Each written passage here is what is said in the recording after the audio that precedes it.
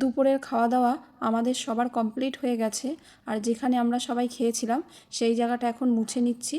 আর আজকের বাসনগুলো আমি বাইরের দিকে যে আমাদের ট্যাপ আছে সেখান থেকেই ধুয়ে আনলাম। আর এই সময়টা যেহেতু প্রচুর মশা, তাই দরজাটা তাড়াতাড়ি বন্ধ করে দিলাম। তারপর উপরের ঘরে এসে দেখলাম যে রিশার বাবা ঝাড়ু লাগাচ্ছে।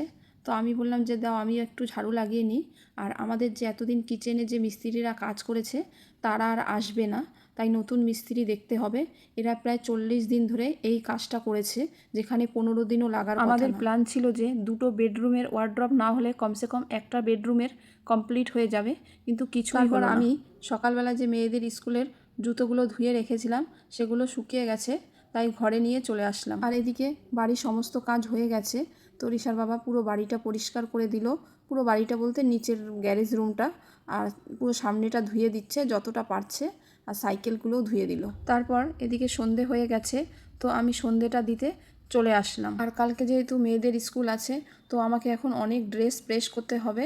তো আমি ড্রেসটা প্রেস করছিলাম আর মাম্মামকে একটু মুখে মুখেই পরাচ্ছিলাম। তো ও নিচে বসে আমার সাথে পড়ছিল। আর শীতের দিনে এই রুমের ফ্লোরটা খুব ভালো থাকে, বেশ গরম থাকে, কারণ সারাদিন এই রুমে প্রচুর রোদ লাগে। তো এখানে শীতের দিনে এসে বসে থাকলে বেশ ভালোই লাগে। আমার পুরো ড্রেস প্রেস করা হয়ে গেছে।